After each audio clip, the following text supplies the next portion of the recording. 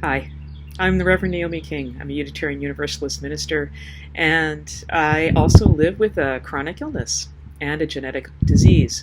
The treatment for my genetic disease involves suppressing my immune system. And so I'm in self-isolation. Fortunately, I'm in self-isolation in a beautiful spot where I can actually get some fresh air. That isn't available to everyone.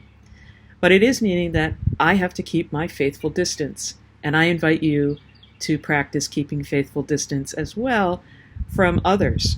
The problem with COVID-19 is that unlike most other diseases that we're used to dealing with, we really can't tell when somebody's sick until they are very, very ill and the symptoms have appeared.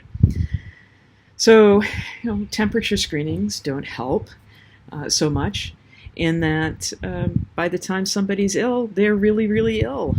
And before then, they're still able to shed the virus.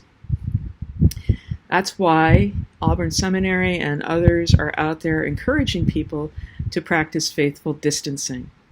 Faithful distancing involves remembering to keep about 6 feet apart, at least if we have to come together. That's usually because we're lining up to get medicines or food or to put fuel in a vehicle. Or because there is some other reason, like we need to go to the doctor's office for something or to the hospital. And we still need to try to maintain those important social distances.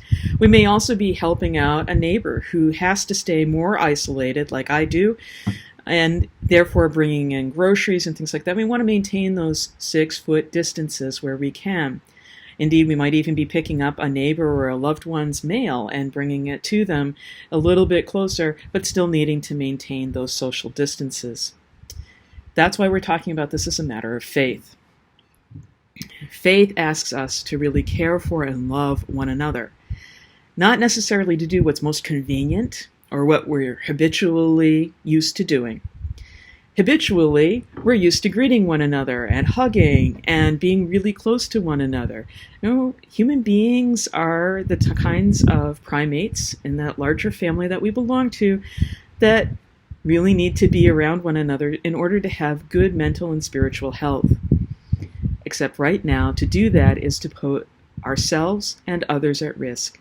People that we may think are healthy and aren't. People who we might think are healthy, which might include ourselves, and it turns out that we're shedding the virus. Or people who look like me and have invisible illnesses and disabilities that have suppressed immune systems. Millions and millions of people with diabetes in this country that puts them more at risk, and with heart disease, and also living with immunosuppressed diseases and disorders. We really, really need to take care of one another, and unfortunately, we can't rely on how we appear and whether we appear to be healthy or not. And that's why faithful distancing is asking us to care for one another, to love ourselves and to love our neighbors, and to serve one another in this planet by seeking those faithful distances of 6 feet or more, and remembering to wash your hands thoroughly as often as you can, and to clean surfaces that are shared with others. If you're like me and you're living in a space with another person, it might even come down to having to alternate times that you can be in the shared facilities of that space, like the kitchen or the bathroom. It's important to take care of your health and your well-being, and it's really important to take care of your neighbors, including the people you don't know, because you don't know who has the virus until they're very, very ill, and you don't know who has a suppressed immune system until they're very, very ill. So please, be faithful. Take this faithful risk of practicing social distancing and caring for one another as best as you can. And as you do this, you put your hand to your heart. Maybe you offer a little prayer or a meditation or a blessing to one another, because we also need to know that we are loved and cared for and able to offer this gift to each other.